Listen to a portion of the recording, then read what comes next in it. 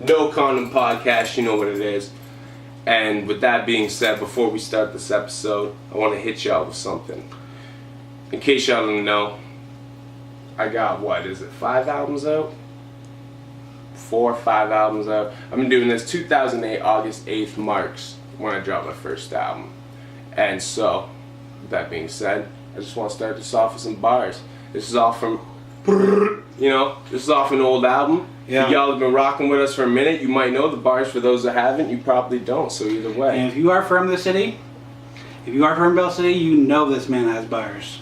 That's what I'm talking about. Get him with it. Yo. Get him with it. They don't understand our mind, so I drop tracks illa till I'm paid to make hits like a contract killer. The Wolfpack gorillas are made for combat. Our brigades like Facebook were made for contact. We take it beyond rap once the war begins. On point like satellites with coordinates. When both my hands grab you with a forceful grip, I'll twist you in every direction like contortionists. You babies never stood a chance like abortion clinics. I torch your village and hit them with the force of Riddick. Plotting on you at your show with the force of attack. Brandon Lee killing MC during his act. Similar to the words in this verse and this rap. In every punchline I use cause I murder the track. Verbally inserting a gat. I'm back from the underground but feel like round. You know what I'm saying? You know what I'm saying? Verbally you know inserting the gat. I'm back with a thunder sound. I feel like Ryan Reynolds cause I'm trapped in the underground. That's where we're going with it. No Condom Podcast. Raw dog all day. You know what we're saying. We got empty glasses being passed away. R.I.P. Yeah. We start off with some fucking boom, boom, boom, boom. Pay our bills. And now we gotta pay our bills. Pay our bills. Yo, shout out to our first sponsor. Yo, it's only right, the No Condom Podcast. Plan B. Shout out, you know? When you rock out without a condom, buy the Plan B beforehand. Like, know you're going out. You know you already know you're not bringing a condom. Just leave the Plan B right on the dresser. And in reference to one of the bars I just spit, that's another one of our sponsors right there, abortion clinics. Shout outs to y'all, you know what I'm saying? You allow us to continue to keep being raw as possible without repercussions. And we love you for that. And another sponsor, glass jars. You know, people make glass jars. Yo, been hooking me up. I keep my weed in there. I keep my shit fresh. You gotta keep your shit fresh. Shout out to all you people that make mason jars, yo. Yeah. And then, last but not least, our major sponsor for this episode right here, we got the bottle of Henny. And this ain't just gonna sit here. We are gonna crack this open. See, another episode, this guy got me drinking wine. I'm not a big wine drinker. You know what I'm saying? So this episode, You gotta enjoy some wine sometimes. we're gonna do it how I wanna do it. We're gonna drink some Hennessy. Alright. And we're gonna fucking do this shit up right out of the bottle. Alright, man. With that being said, the last 2 episodes, we wrapped up 2017. I thought we did a Hold pretty on. We're not finished the sponsorship. Alright. Get that. I'm gonna sip that, but you gotta let me breathe for a second. You've already been breathing for how long? Yo, I've been breathing for 28 years. I just aged myself. I dated myself right there. Yo. You're own buck.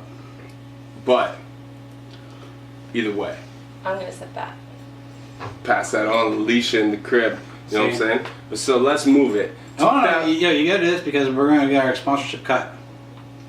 If you don't sip, we're gonna have our sponsorship cut. We want them to cut. We need checks to be cut.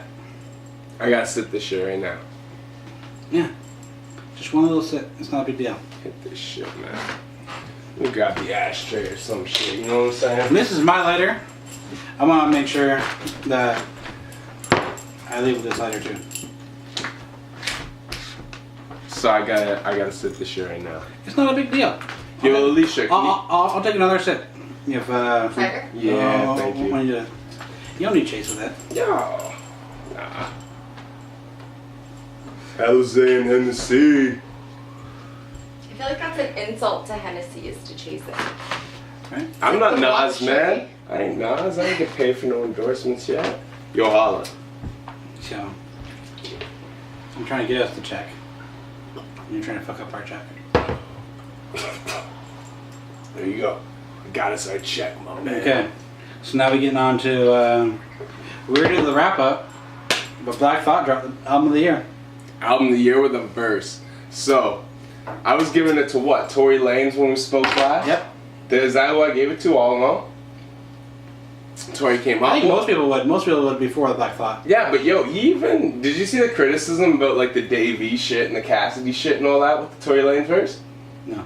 No, so people are claiming that Tory bit bars. And if you Okay. listen to the Dave East, he literally raps on the same instrumental. And I think it might have even been on Flex too. But it's the same instrumental and there are parts that are similar. But Yeah. with that being Maybe said, it's the East. I don't condone that shit because at the end of the day, I mean, my thoughts would be Tory went up there prepared to rap some shit. Yeah. Now, if you're rapping to a beat you've already heard, right? Like, everybody knows Uchi Wally, the song. Yeah. But if you heard someone rip that beat, you know what I mean, maybe once, and you thought some shit was dope, but you never went back and listened to it, you might subconsciously be inclined to write some similar kind of shit Flex at a needs certain to- part. I think for the freestyles, Flex needs to switch up the beats. He uses the same beats a lot for a lot of those videos. Flex needs to switch that up a lot more. I think Yeah, so. well, there's so many beats in hip hop you could use. Like, there's no, Yeah, why stop- there's no like- excuse like, to use the he- same beat, he especially a uses, beat like- like Uchi Wally. Yeah. Like, no disrespect, but Uchi Wally is not the dopest hip hop beat of all time. You know Pretty what I dope, mean? I like it. It's alright.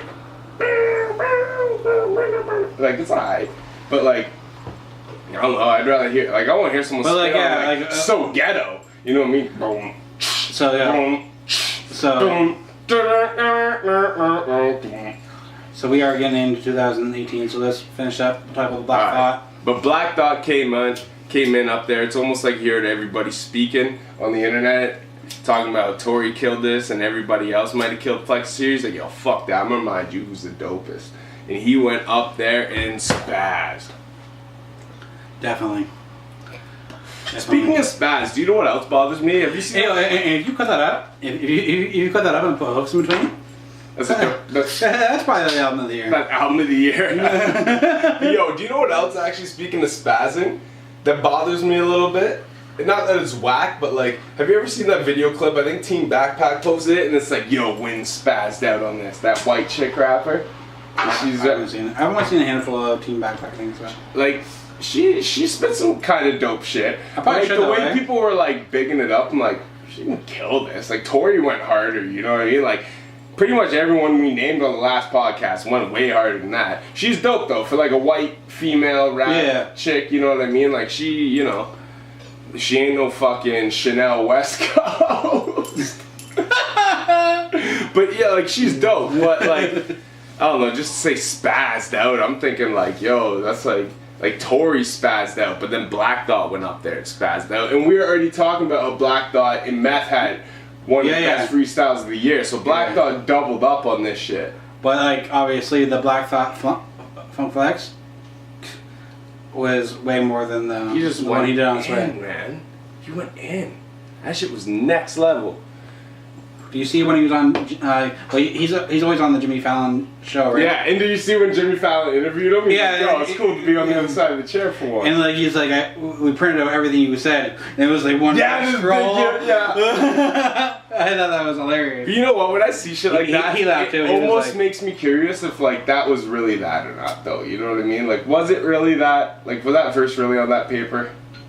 I don't know. He did rap for 10 minutes, but like, for the amount of time between then to when that Jimmy Fallon aired, do you know how much they would have to pay somebody to watch that freestyle time and time again and type every word out? Now there's people that can type that like that. Like my mom, like she could have a full-on conversation with you and sit there and type. Yeah, like those people in fucking courtrooms and shit. And like you know what I mean? my mom can do that, like fucking. So like I don't doubt You that. don't doubt it? I don't doubt that it could be. I don't know if it was, but I don't doubt that it could be. Alright, that's fair. Well, with that being said, then talking about spazzing out and shit, and I don't know if we talked about it at our year-end wrap-up, because the people may not know, but, you know, our year-end wrap-up was recorded before the year ended, so we didn't actually see the last couple weeks of the year prevail. Yeah. I think we talked about it, but Eminem dropped the album. Yeah. Did you listen to it? I did not, and it's the first time Eminem's dropped an album that I haven't listened to it in the first couple weeks, but it's because the reviews are so bad on it. Yeah. And the singles were garbage. I've already progressively, since about Encore, been like, yo, disappointed with Eminem I'm not really a albums. fan of this. I'm just gonna light mine on. Yeah, like I'm at the point now where I'm not really a fan of like, that joint. alright. But I'm at the point now where Eminem shit just like, you know, it hasn't been impressing me for at least 10 plus 15 years. Yeah. So it's like, you know, it's hard to keep wanting to peep it immediately. And then once you hear bad reviews on it too, you're like, ah, man. And then the singles that came out was not impressed with. So what do you think about that remix? That's exactly what I was about to get at. That was pretty dope. You thought it was dope? I thought it was pretty dope. I don't think it was like crazy like everyone else saying like, yo, Eminem's best verse and that. Yeah, I think Eminem's best verse in the last like I didn't even like the verse, I'll tell you the truth. like 5-6 years was that Tim Westwood shit. Once again, it's the sinister menace, the shady, but the Superman, he's a dentist to Amy, like that. Huffing Yeah. fumes like it's nothing because it ain't. Okay, Like, yeah, I remember that. that shit. That goes hard. Yeah. Spectacular, yeah. Like, oh, God can't you yet? I don't know, that whole shit, like, he goes in on that shit. And he says some, like, pretty crazy bars on that shit where But it's you like, said that shit about, well, like... windows open and closing. I think it's a ghost, might be too much. I should have swallowed one, I took the whole but, thing. I'm not joking, I think I just snorted my nose ring. Button actually said, like, he didn't think Eminem was talking about him. I know, and that, I think, was a deflect, because Button, even though he's on his own now and he's not with Everyday Struggle, I think he still has that relationship to mend, because he is signed on Shitty Records, even as a group. It's like the Wu-Tang thing, you know, they all have their independent thing, but as each artist, but he's still signed under as a group, and the ramifications that has to his other three homies, like Royce and everyone. Yeah. You know, if anyone else wants to make Slaughterhouse album, that makes it kind of fucked up for them, because that might be like, well, fuck Button. Well, we gotta think though. But Button was honest. Hold on. I like that. Eminem, like I remember, like when Remy said she was beefing, she said she has no problem saying a name, and Eminem has no problem saying a name in another beefs he's had. This is true. And he didn't say. Well, he didn't say Button. Is this true in most instances? I don't know all Eminem's beefs, but like I remember him saying names. And like Remy Ma said that about her beefs. She was like, yo, if I'm beefing, I'm saying your name. That wasn't my intentions. My intentions are good. I went through my whole career without ever mentioning. Now it's just out of respect. Shug. Eminem ain't talk about Shug. Like, Benzino's got street people. Benzino is Benzino's a little tough of a character for Eminem to take on, but I think at that time he was gassed up with the G-Unit shit. He inherited the Ja Rule beef, so I think he felt protected on the Benzino shit and the other guys, you know. So I think at that point Benzino came at him hard, like releasing that tape and shit. But like, what reason does Eminem have to not say Button's name? That's the thing there. That's true too. What reason does Eminem have not to say his name? That is true. I mean, like, even if Migos are even going to say your name and they'll have the shit in the game right now. I mean, Button, you know, no disrespect to Button, because I loved Everyday Struggle before he was gone. And I love the Button podcast. Like, Button keeps it 1,000. He's one of my favorite. He's one of my favorite media people. Just keep it real. He's definitely one of my favorite media people for sure. Yeah, one of my favorite media people. Not one of my favorite rappers, to be honest with you. I'm not really a big Button. Like, he's got skills. Don't get me wrong. It's his delivery. I just don't like his It's not even his delivery. His point of view. I don't connect with it. No, see, I do, and that's why I've always been a fan of when he talks off record. See, I like his point of view. 9 times out of 10, he's like Lord Jamar. I didn't like his point of view rapping, but like he comes across, he says it better just when he's in the media. That's why I like Lord Jamar so much, because he keeps it 1,000. And a lot of times I kind of agree. Even if I don't fully agree, I kind of agree, or I do agree completely. There's like one Jamar and Vlad clip that they might put out once every like year. So I'm like, Jamar was kind But of like, bugging I almost felt the same way that you said, like Button was deflecting it. But then like I just thought of that theory in my head. I'm like, Eminem didn't even say his name though. Like Eminem has like been known to say names. Like he has no reason not to say Button's name. But think about everyone's name he's ever said though too, man. The only time he ever really mentioned ICP and their beef, because he had already been signed to Dre and had that like big public image on him, was Faggy Too Dope and Silent Gay. Claiming Detroit when y'all live 20 miles away and I don't wrestle, I knock you fucking faggots the fuck out. Ask him about that club you at when you bucked down and got paintballs, showed that your truck blow. Look at y'all running your mouths again when you ain't seen a fucking mile road south to 10. But like I almost find like okay. But he didn't even say ICP. He just said. But he made it clear that it was them. It was kind of like on Drake when Drake That's did like the back to back. hip hop world though, you know. When Drake did back to back, he didn't say Meek's name, but he made it clear that it was Meek. Yeah. Now that you say like, that, actually, Eminem made it clear that it was ICP that he was talking about. Now that you say that, actually. Now that you say that. Eminem made it clear that he was talking about ICP. Drake made it clear that he was talking about. That's like, yeah. If you don't say the name. But I think Eminem made it pretty clear. Yeah. Now, I don't disagree with Joe Budden on the fact where maybe he was talking about academics a bit more, but you know, just as much as me, you watch Everyday Struggle or did while Budden was on it, and like, Budden sat there and dissected that track. He made it fuzzy. He put the point there, but he didn't make it clear. Yeah, that's true. He made it fuzzy. Like he was like, okay. And you know what? You can take it as this, but maybe Budden, you know, expressing his views, but not keeping it completely 100 to how he felt on it, but maybe talking to M about it behind the scenes might have engaged M to make a bar that was at academics but could be confused with Joe Budden to help bring Joe Budden publicity. You know how the Mathers team works, man. You've seen the whole rollout, you know the Trump dish and all that. Like, Eminem's team is not stupid, and to come off disappointing album sales like that. Yeah. Did you see when that rumored track list was going around for the second disc? What? Oh. The rumored track list, and there was like all these dope features on it and shit. There's a rumored second track list, but confirmed not to be official. But it looked like it was dope. Now, what if like Eminem is playing people on another level, and next thing you know, another remix is gonna come out that's dope? Like, what if like the album was like a fucking, you know, think about the publicity that would be. Now, not to say that's what's happening. Or even think about like Eminem's dope, so how can you drop something back? Like his albums have progressively gotten worse, but hold on, this might be a marketing thing because Eminem, because Slaughterhouse is still signed to Shady Records. So now that the controversy is about M and Button, what if we get another Slaughterhouse album? What if that comes? That's like a huge publicity thing. And you can't. And like people are gonna. You can't try to tell me that Interscope Records is not the master of creating and selling beef. Look back at Death Row Records.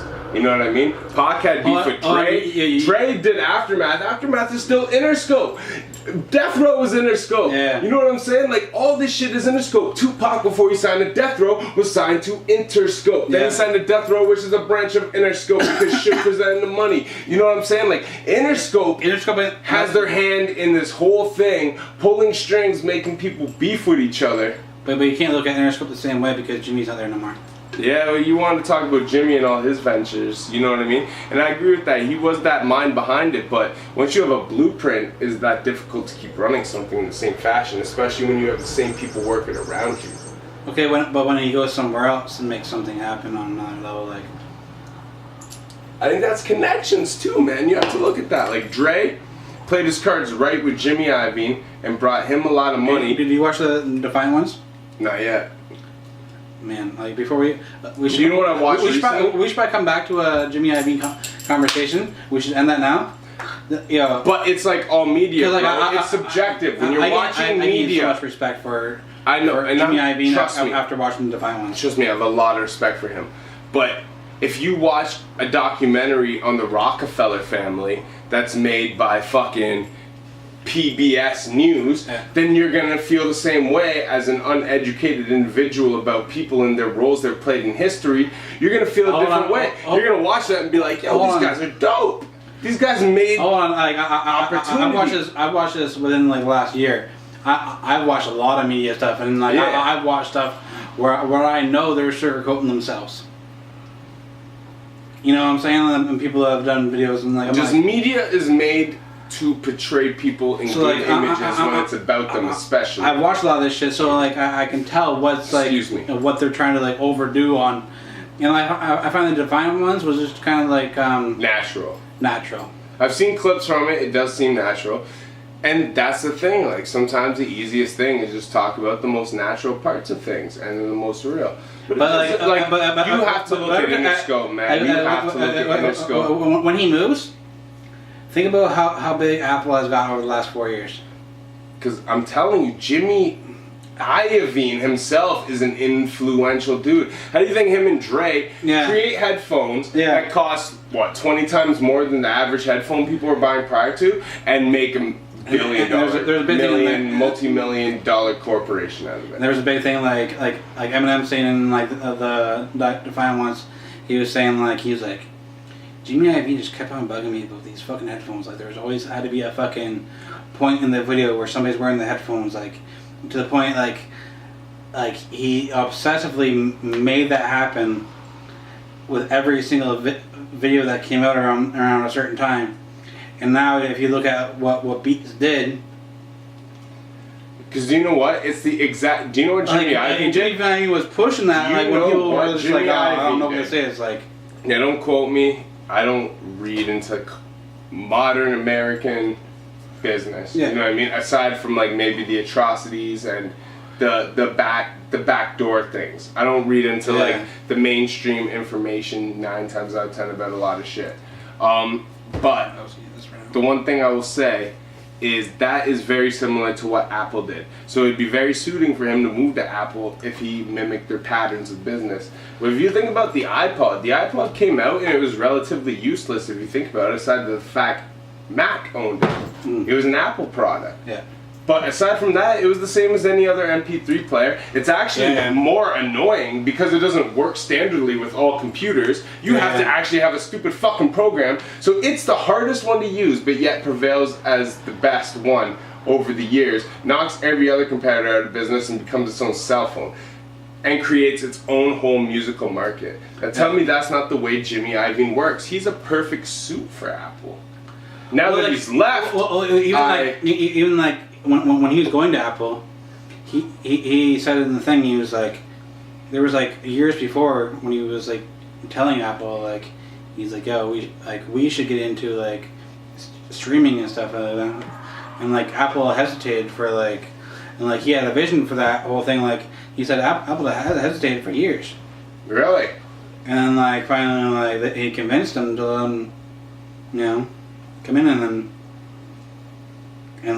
look at Apple now. Like he seen that for them because like he was like. And do you know what also that makes me think too? And it makes me think, what's he doing now? Because he's leaving. Well, with the power of the motor of Interscope and everything. Yeah. Because you know Rosenberg too. He just went to go on what, President Def Jam now? Def Jam. From being Eminem's manager, runner, Shady Records for how many years? And now he's the main guy from Complex is over there now too. Yeah. And do you know what? You know, not to be conspiracy theorist Joe. But what I'm at, like, if you really look at it, man, that's the way American history works in capitalism, is people look out for one another, people who have done favors for them in other businesses, blah, blah, blah, poo, poo, poo, meh, meh, meh, you know what I'm saying? But basically, I personally, to a degree, don't get me wrong, for the people it sounds like I'm hating on Eminem, I don't hate Eminem. Eminem, in certain periods of his career, is the best MC alive. But he also brings a lot of disappointment, and especially with this album and the whole media coverage I've seen against it, I'm almost to believe that Eminem is being sabotaged. They sabotaged Michael Jackson. They sabotaged great artists, especially if they own rights to their music. And if Eminem has Shady Records, I think Eminem owns rights to things that maybe a lot of artists don't. and there's a powerful machine that maybe wants certain things. It's like, now a lot of people said Tupac movie was whack, but there's parts about it that are dope.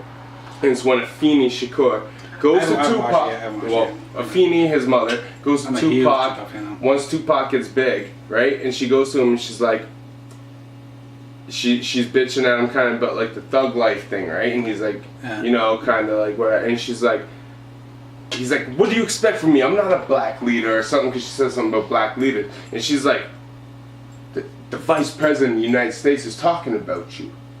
You know what I mean? Like, whether you realize it or not, you are a leader. Yeah. And, shit, I don't remember the point I'm trying to make anymore. I just got in the Tupac movie right there real quick. But yeah, like... What was the point we were trying to make? You didn't even drink that. I did. I took a sip. Okay. But either way, the industry... Oh, Jimmy Iovine, and then we were, yeah, I forget where we're going from there. Yeah, it was something, the Tupac movie related to something, and his mother, and saying, like, you're a leader. I don't know why that conversation, I can't remember what we're trying to bring up anymore. If you can't notice, you know, no Condom podcast, we go rob, we get drunk. Yeah. You're basically just watching us have conversation. Before we go on, I just want to say I'm a big fan of Jimmy Iovine. Yeah, like, no disrespect, but the media will make you think what they want you to think of somebody. You know what I mean, at the end of the day. But Tupac... Interscope Records in the 90s.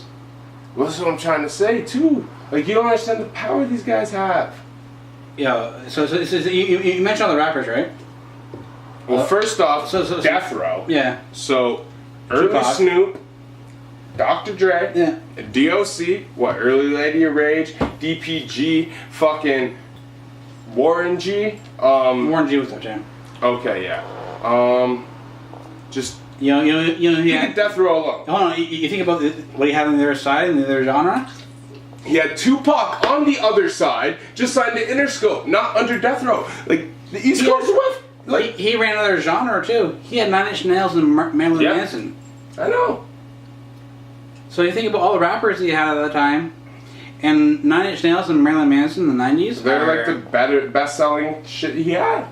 Yeah, like... And he did keep investing in rap because he's seen the power behind it. Yeah, like, they probably sold more than... 9 Inch Nails... Hold on, do you think 9 Inch Nails and like Marilyn Manson probably sold more than Death Row at the time?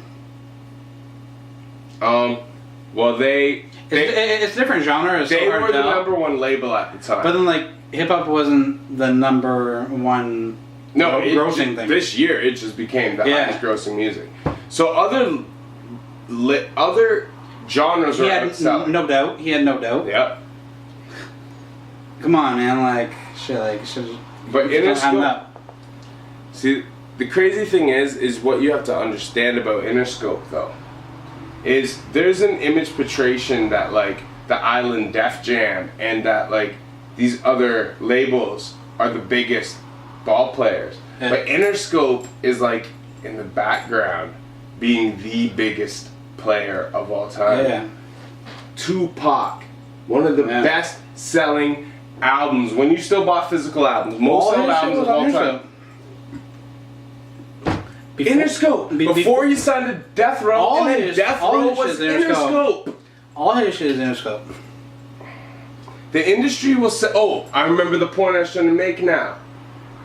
Tupac's mom says to him, the industry will give you, it's same like when we were doing the Black Panthers and we were trying to rise to success, they will give you everything you need to set yourself up to fail. Yeah. And it is so true, and that's the way it is.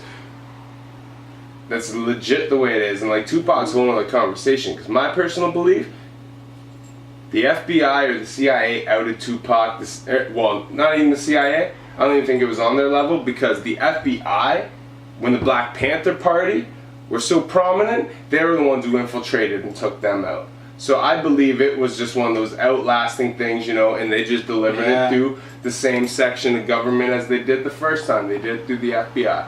But there is links to people, you know, either way. Tupac's murder is different. So you think things will change when Oprah becomes president? Haitian Jack was a snitch. Okay, but do you think things will change when Oprah becomes president? I don't think she's becoming it. Neither do I. Actually, I don't think so. We're going to pause for a second. touch your bra for a second. But I think Oprah. Well, that thing, it's not even confirmed, is it? Like, she didn't say she wanted to run. Didn't the people just say they wanted to run? She didn't say it, but I didn't hear the speech. But like from like what the speech was kind of like she was pretty much gearing up for it. You know what? No disrespect to Oprah. Yeah. And the things she's done. You know, phenomenal story. But, you know, what is it, and, oh fuck, I might catch flack for saying this, but I don't mean it in a racist way, but what I'm saying is she to black America what Trump was to white Americas? And then, now you know what I mean? I don't think so. Well, you have the two opposite spectrums, right? Like, you have all these people like us, me and you, Yeah. and, you know, most of the people we know who are in the middle. But then you have the extremists on both sides. You have the guys who support Trump and, like, are actually racist and fucked up and want to do stupid shit, you know what I mean? But then at the same time, you do also have people on the other side as well who are just as riled up and aren't looking at this middle ground and try to make it better. But you have extremists on both sides trying to annihilate, you know what I mean? Which is fucking retarded. But do you think that, like, because the only reason people voted for Trump, like, he wasn't getting black and Latino votes, you know what I mean? Like, people are... He did get some, though.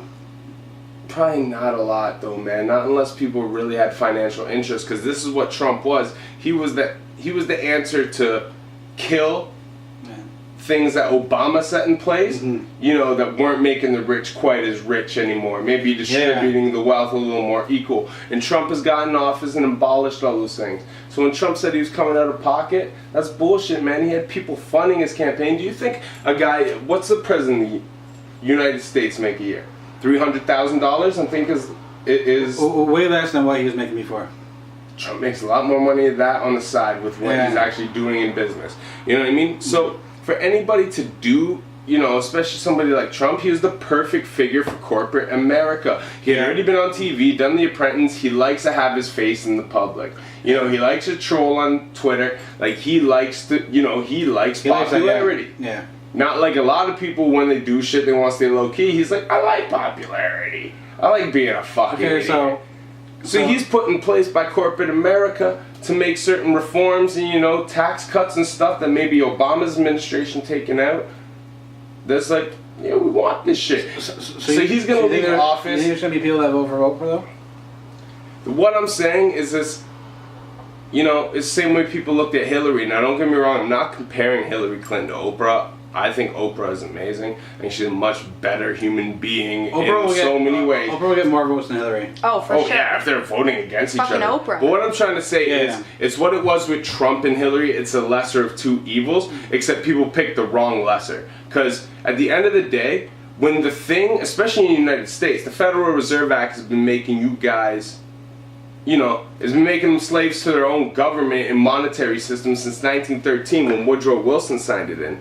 And every time you elect somebody who has corporate interest in your country opposed to personal interest, you're fucking yourselves. Like Obama, you know, obviously took checks and lobbying to fund his campaign and maybe had to make agreements and, you know, not backstab on certain individuals. And don't get me wrong, it's probably a bad list of stuff that he had to do. That's probably why his hair was gray when he came out of office. Just like everyone who becomes president, the stress it leaves on you. I have family that lived down there that didn't like what Obama did in That's fair. Like, but I don't know. I was living down there. I can't. What I'm trying to say is, when you have somebody who kind of represents the people and does the best they can, even if they can't do even a fifth of what they might want to do if they could, because the way things are set in place. You have someone like Trump who's literally only working for his best interest. Not only does he piss the system off, which he has done, he pisses off other countries, which he has done.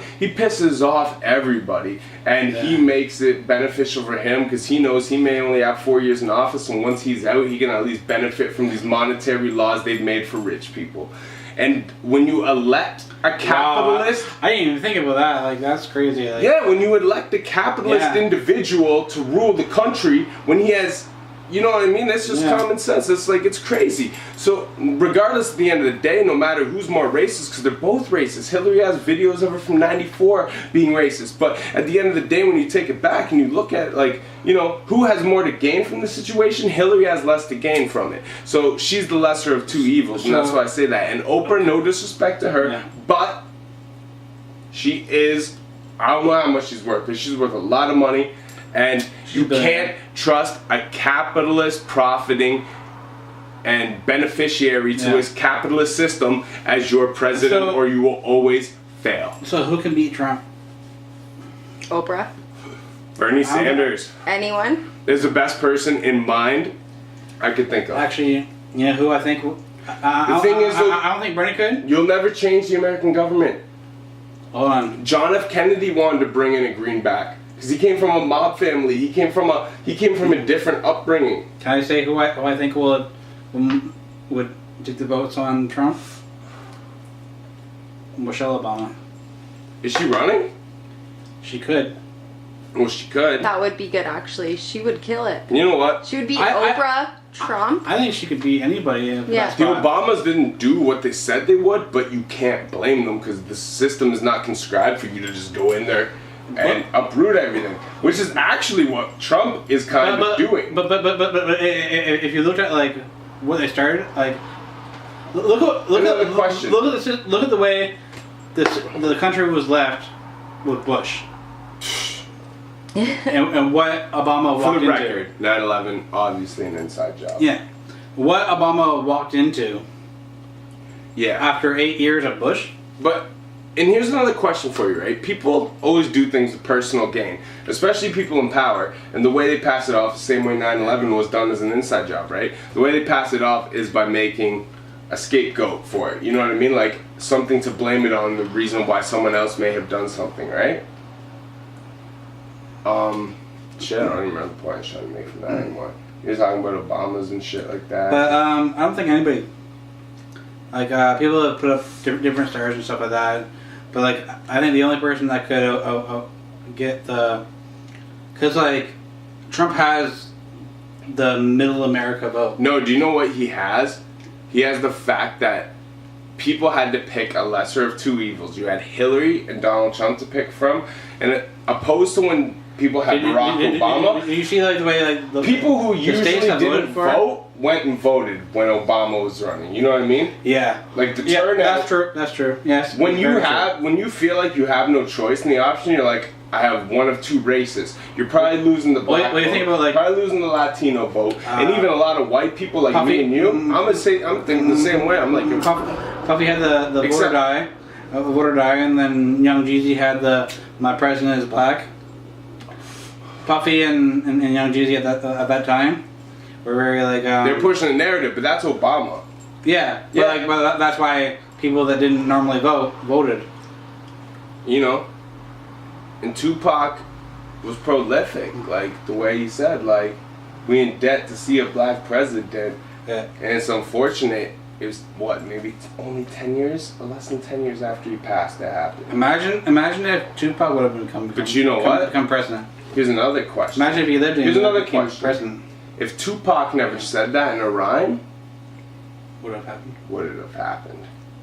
See, people downplay the importance of hip hop, but it's the most important music to our generation. Even Tupac said. Tupac was killed by the FBI. I might not. He was too powerful. He was re-empowering the Black Panther movement. He was like, I may not change the world, but I guarantee I will inspire the mind that changes the world. Yeah. That's super real. Man. Tupac may not be the best lyricist of all time bar for bar, but he is the most revolutionary rapper of all time. A lot of rappers put revolutionary into lyrics, maybe a little better than Tupac, but what Tupac was about in his life, you know, and that gets slept on by all this crazy stuff the media always put out, you know, about how he's a wild guy or this or that, he's wild now. But like, if you really look back in the history of any of these events that happened, bipolar though. We're all contradictive, man. At the end of the day, that's another thing. If you like Tupac, he was like quad polar. Like you look at like Brenda's Got a Baby, Hit 'Em Up, fucking Because they're all contradicted, man. Just because Toss 'em just out, because like, someone drives trapped. just because someone drives you crazy and pisses you off doesn't mean, you know, you felt like hit him up, but then, you know, you've also walked down the street and seen like a homeless guy and been like, damn, this is fucked up, it's cold outside. You know what I mean? Yeah. All these things affect you directly. So to say that is just like mind-boggling because we're all contradicted. He might have been the most open rapper. He's probably the most open rapper. Yeah. And people even said to him, once again, the Tupac movie's not that great, but it mimics like the conversation him and a reporter had when he did that famous prison interview. And like he even says to him, he's like, you're a walking contradiction. And Tupac basically is like, yo, fuck you. And like, I mean, that's acting in a movie. You know, that's not exactly what happened, but that was his attitude. It was like, you know, we all are contradicted, man. And without Tupac, I don't even know if you'd have like, Well, even like a lot of the real hip hop shit that you do get because. No, but you change. Even look at like what Jay-Z's talking about on his new album. He's dissing some of the shit that he used to do. Yeah. So like he's contradicting himself. But he's growing up and he's like, yes, But like, stupid. And he's trying to school you, but it's like but young Tupac was dudes changing don't wanna that. do that. Tupac was growing in his mind that fast. Like Well, what Tupac did. I think so. If you listen to like from his early to like in like his whole career, like he says shit that like a 70-year-old would say. Yeah. Because he grew up in that Black Panther militant. And that's the other thing that's like crazy too. Because if you think about 25. it, Afeni Shakur was on the top 10 FBI's most wanted list, right? You know what I mean? Like the Black Panthers were like that's serious. public enemy #1 in America. Like they were targeted. So that's why like I feel like people also, it's very important to know your history to not become a victim of it when it repeats itself. Because you have to know what's happened to be able to understand maybe sometimes certain things that are happening. And that's why even, once again, a lot of people hate Tupac movie, but I love that line where his mom's like, I want to see it. this industry will give you everything you need to destroy yourself. Like the quote I said to you earlier. And it's just, because it's true. A lot of times they don't even do it directly, they just give you the tools you need to do it. Like Tupac has so many great songs. Like I go on iTunes, right? And I look at like Tupac has a lot of albums, so I was like, I clicked on the greatest hits. I was like, do I want to buy the greatest hits? And I started looking through like the track list of it, and I was like, yo, if I buy the greatest hits, then like I don't have this song, I don't have this song, like. You have to get all the albums. You have to get all the albums, like. At least up to Machiavelli, all his real albums. Yeah. The ones that came out after his death, honestly. What was Until the End of Time's probably the best one. Yeah, that's the one I was talking about. Yeah. It has Breathing, Until the End of Time, like Letter to My Unborn Child, like you know. Thug's Mansion. No, that was on Better Days. Better Days kind of whack, honestly.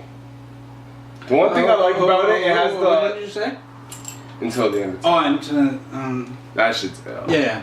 It does have some ill shit on it. Like, Better Days has some good songs. it has some, but there's some that are like. Yeah, there were some that were like. Yeah. I bought it. Literally a few weeks ago when we drove home from Brantford, and she doesn't listen to much Pac, so I'm trying to like, you know, if I play Pac around her, usually I'm trying to play the good shit. Yeah. Like I'm playing the CD, and then she actually said, she's like, I haven't listened to Tupac much, like aside from when you play him around, like, and the songs that are well known. For me, favorite album. I don't know if that meant she liked it or not, but I wasn't really feeling this Pac CD. So if she was kind of liking it, then you know what I mean. It goes to show like how good some of the other shit might like Pac, because Better Days to me was kind of whack. I almost think All Eyes on Me, but I think Me Against the World, like those are my top two. My favorite's Tupacalypse Now. Tupacalypse Now? Tupacalypse Now, Me Against the World, All Eyes on Me, and I hate to even put it in this order. I'd say Me Against the World might be my favorite Tupac song, though. Me Against the World, I love that song. and Tupacalypse Now are my two favorite. I don't know which one to pick. Thug Life's on that list too, but he's not on every song on Thug Life. Thug Life's dope.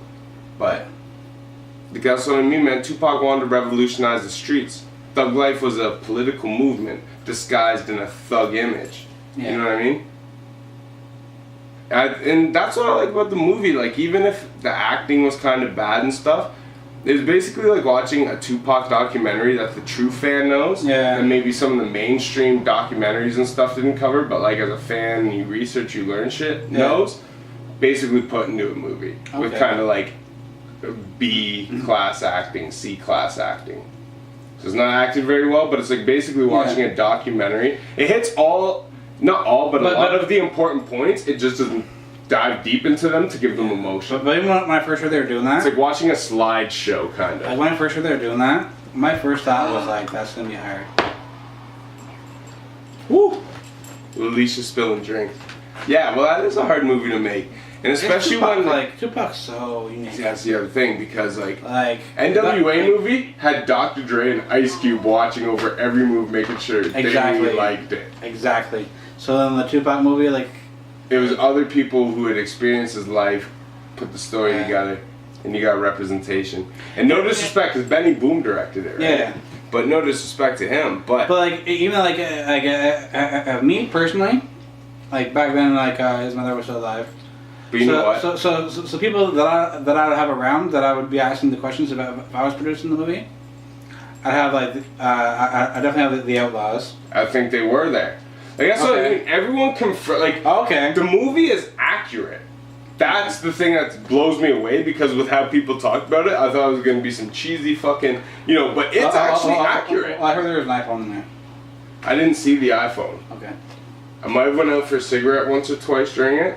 Yeah. Okay. But like, I know the whole Tupac story, so it was at a part where like, there wasn't much. Yeah. Like I think I paused it at least once. Maybe Didn't you say both it was times too when I- accurate though? Like you thought there was like too much that they couldn't like deeply touch base That's on what I said. everything? I said they should have made a 2-part movie because you could have made the first half. Even if you made the first half part 2, but you called it the prequel, you could have done the first half from about like his Black Panther militant roots. prior to because Joe? fans like Almost myself who like actually know Tupac, I'm like that's dope. They included this, but Almost you almost split it out like I before feel like Death that's Row. not a movie you can make in 2 parts. though. If you're gonna do it in 2 parts, split it right before Death Row.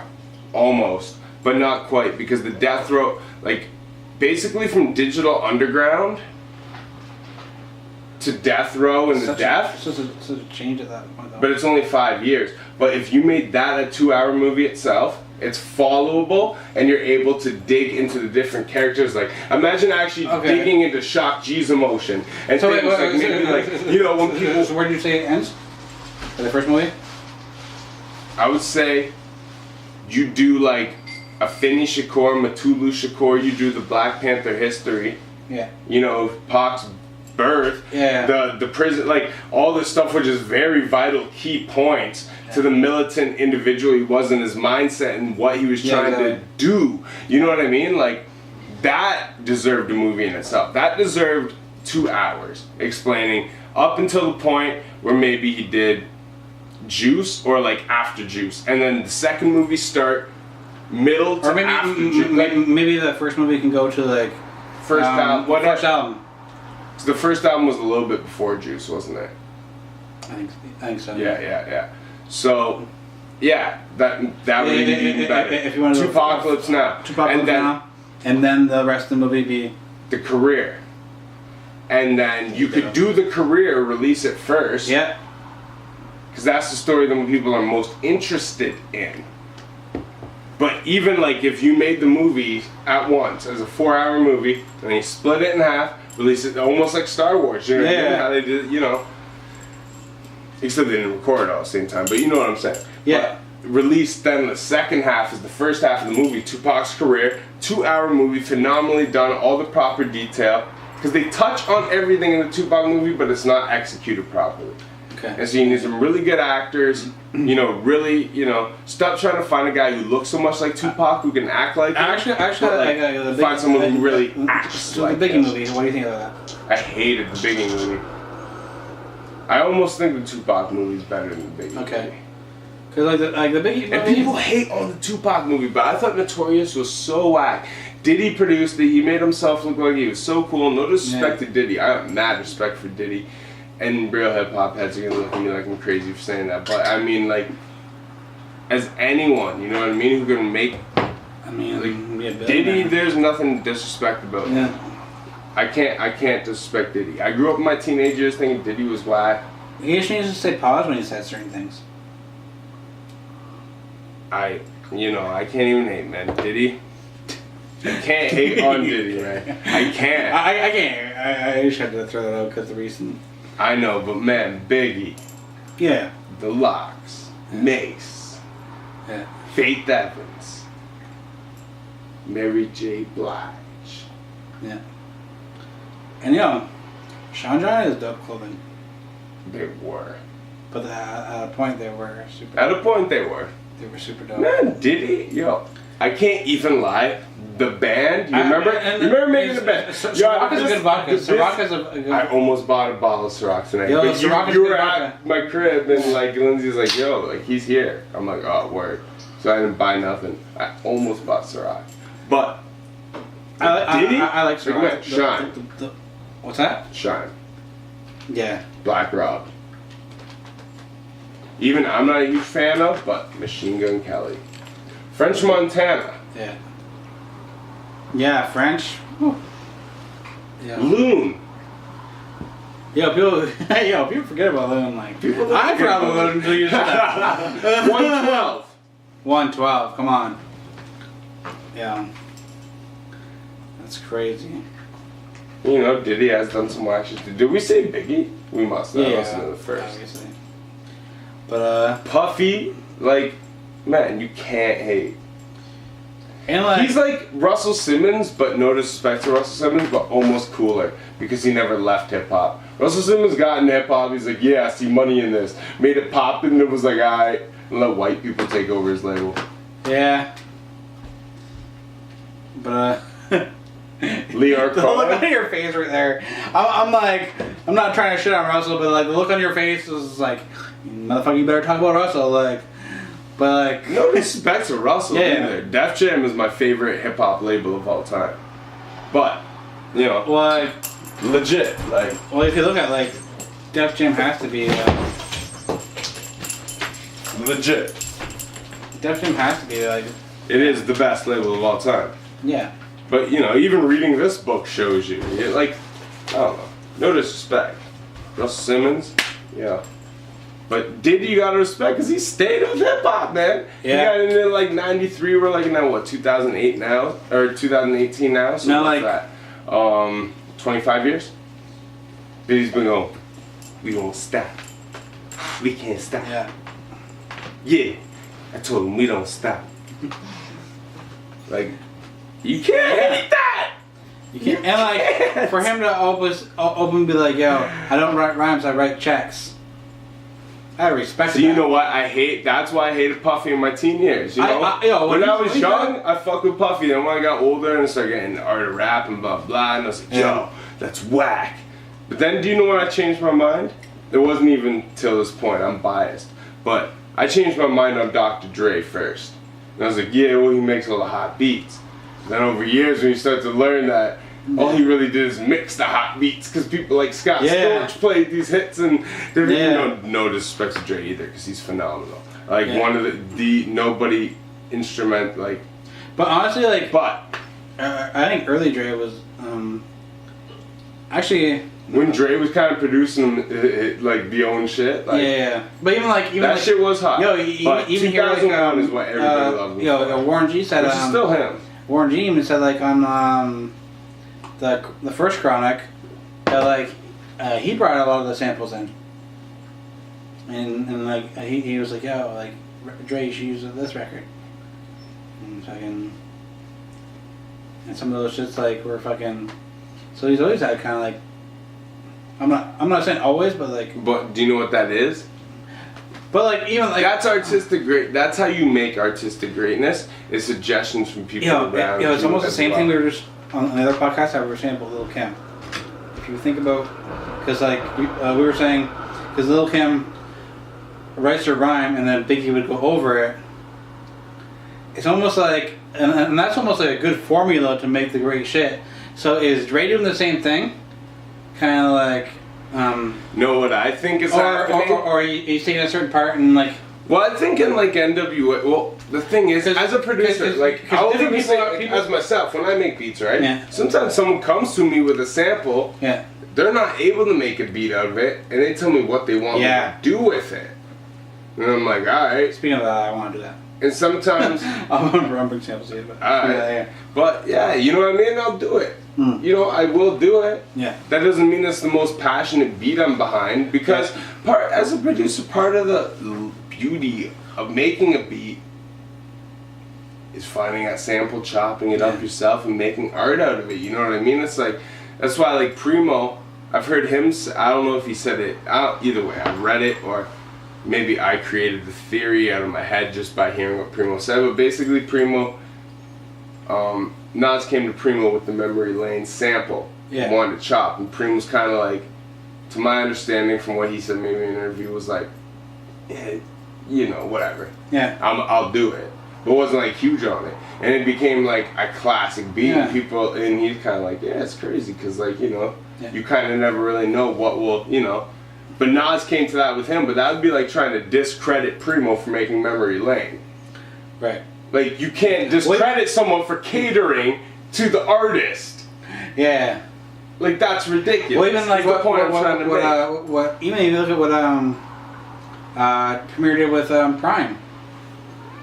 The whole samples were from Adrian Young. Yeah. And he wasn't feeling doing it at first, but you I heard the interview about it, and he was like, yeah, I wasn't feeling it at first, but once I got into it, like, he was doing it. Like, Primo, honestly, is the most honorable producer of all time. Definitely. Pete Rock is also up there because him and Primo, you know, hold a lot of similar ethics and stuff, but Primo has just produced Primo's more classics. Higher to me. So, yeah, way higher. Way higher. Primo is my favorite producer of all time, and I think Quincy Jones a phenomenal producer. You know what I mean? Like, I think Rick Rubin's a phenomenal producer. Like, I'm not even just talking like Dre's up here. Rap. Yeah, Dre, phenomenal producer. Yeah. But DJ Premier, the best producer of all time, at least in hip hop. If we want to talk about the genres, maybe we'll get into it, you know, but in hip-hop, number one. Oh, man, like... and he always does the beat himself. You don't have to worry about someone ghosting a Primo beat either. No disrespect to you know, because Dre sonically has always been on a level higher amongst most engineers and everything, but... You know, okay, I put Premier as best producer, but Dre might be the best engineer. Yeah, like producer, engineer, like just like like the mix. Imagine if Dre mixed all Premier's records. He didn't mix them all, but did you hear the joints they did together? The Hannibals? Fire. There's other ones? I don't know. The Game documentary too. It's produced by them both. Documentary too. That album? The song. Song. Yeah, I got you that album. I'm pop that on when this ends. Okay. Just like the Condom, because you don't get the Condom while we're doing the No Condom podcast. You just get raw dog, explicit guy talk, dick in your ear shit. You know, we be spreading PMV, I don't know what that's just called, STDs. Yo, best believe, hit your breast and knees.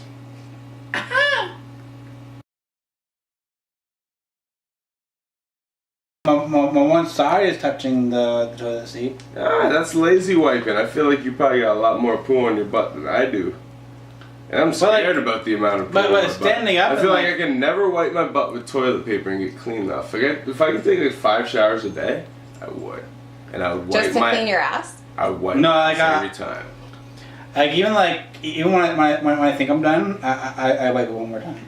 Like, I actually... Just to make sure. I use a lot of toilet paper. The older I get, the more I understand why women don't like sucking dick.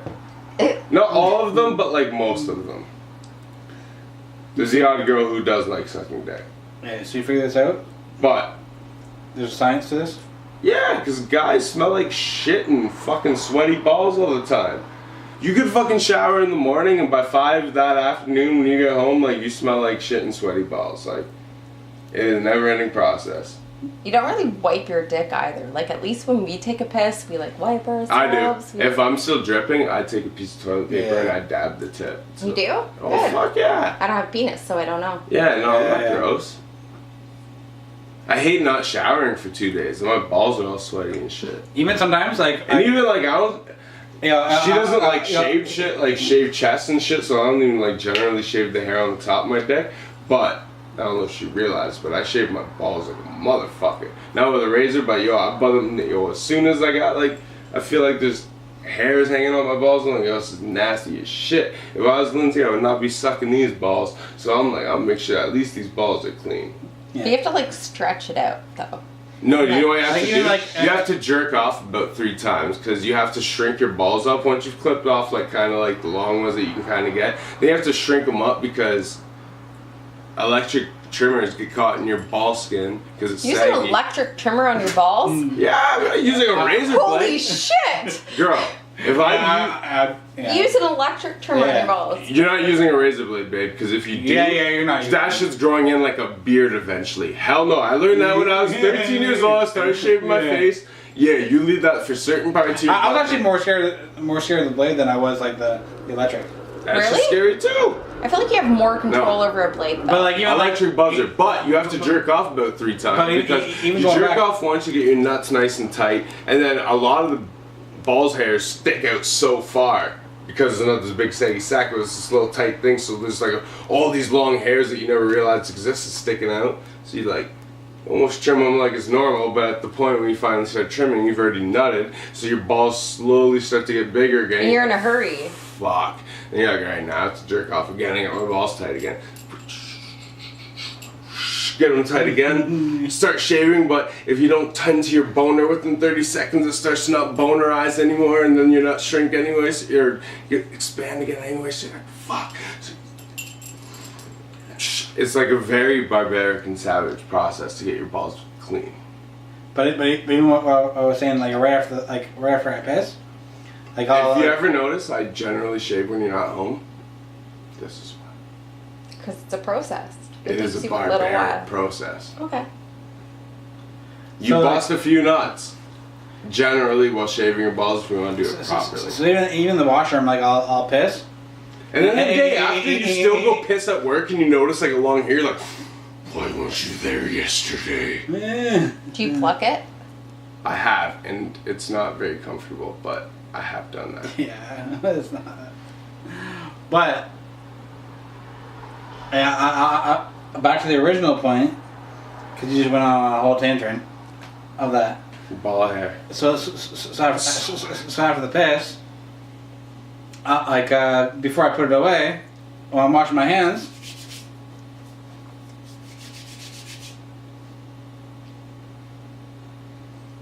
I'll wash it right quick. Like if I can. You wash your dick? Is that what Yeah. you're saying? Alright. It's crazy. Like if I'm out and like I'm thinking like, Fam, you don't really do this. I've done this. This is crazy. Like when you just go Crazy pee in tough. general? Yeah. Like Or you go like- pee, you start washing your hands, and you just like wash your dick, and then like rinse your hands off, and you're good. No, like Or you like rewash your hands again. I rewash my hands. Alright, that's not as bad. I generally just don't clean my dick. Like Oh. Super. Just fucking I super. didn't mean No, it like that. I Dirty dick. I did not. You know what I mean. Because When like, I wash, I scrub my dick. That's Yeah. why I like to. Because like, I got That's why you're in the shower for like fucking 30 minutes. No, honestly, at my old apartment, because this shower like is either too hot or too cold, and it pisses me off. But like when I had a controlled shower, I actually stand in there for like 30 minutes. I hate my shower. When it's just like a direct, when you can control the heat, Oh yeah. showering is my thing. You know, when you control the space too. Like I can't do that in my shower.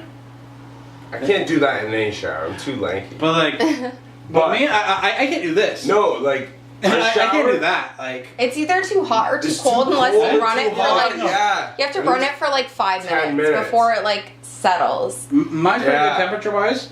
The Now I'm starting to room I get have. used to it. It's better. Well, yeah, Yeah. you guys smell Because then it bathroom. starts to learn. Yeah. But My shower space, like, and it's low too, so I'm like, oh, that's so whack. and like, I'm like The trying to wash like this. I'm like after. trying to like, so I don't like stretch out too far. Like, Stop. Like, Now that I've gotten used to working 2 jobs a lot, and it's kind of annoying me now, but I've got used to it. Showering is scarce for me. When I used to only work like 40 hours a week, I would shower like 2 or 3 times a day sometimes. Like, I love showering. I just sit in the shower and be like, So you don't have hair though. That's the problem. Like I have hair, girls. Like So you, you can't have to just shower. You oh. can't just brush it off. Like No, I can 'cause maybe it's go greasy. like 2 That's days. why I like shaving my head I'll too. go like a 'cause I couple can disguise days. my dirtiness Yeah. sometimes. I can go like 2 days and then I'm like, but, whatever, I'm still clean. One thing when I cut my hair, fucking, all the girls that I know were like, yo, like, I thought, like, oh, they're gonna, like my haircut. They're like, why the fuck did you cut your hair? Like, all of them were like, yo, why the fuck did you cut your hair? Like, I was like, well, like, you like my curls? Like, I was like, I had nobody ever liked my curls. I was just lazy, just like, it was growing. And like, they're like, yeah. You like, would have curls, eh? Yeah. Well, like last time I did the podcast, Yeah. if you look You've at always had curls. if you look at the You should grow a fro. You have very similar picture, hair the to picture. me. It grows in like native hair, right? Really thick. the picture for the Well, Well, last you used to podcast have a thing. fro for so long, didn't you? Or not so long? Do you remember me with a fro? No. I just showed you pictures. Yeah. I don't remember you Where's my very hair much. now? Oh yeah, you are. In the last podcast. Yeah, you do. You have Okay. Jewish in your blood. No. Oh yeah, you do. He said that so creepy. Like, so creepy. He's like, oh, you got Jewish in your blood. I know that. Yeah, you do. That was creepy. That was creepy. Yeah, you do. Oh, Eminem. You fucking fag boy. So, Come here from Connecticut. so you want